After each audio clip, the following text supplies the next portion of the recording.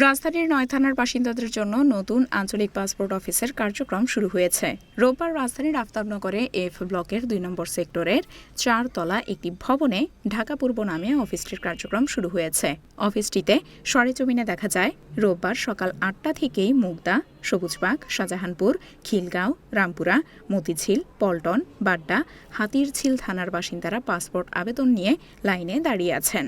নিচ তলাতে লাইনে দাঁড়ানো সেবা প্রত্যাশীদের নির্দিষ্ট সময় পরপর ফিঙ্গার ও ছবির জন্য উপরের তলায় নেওয়া হচ্ছে।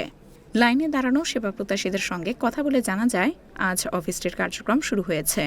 শুরুর দিনই তারা নিজেদের পাসপোর্ট আবেদন নিয়ে লাইনে দাঁড়িয়েছেন। প্রাথমিকভাবে তারা নতুন অফিসের কার্যক্রমে সন্তুষ্টি প্রকাশ করেছেন। তবে কয়েকজন সেবা প্রত্যাশী জানিয়েছেন, নতুন অফিসের তথ্যকেন্দ্রটি এখনও চালু হয়নি। সেক্ষেত্রে তথ্য পেতে তাদের কিছুটা অসুবিধা হচ্ছে।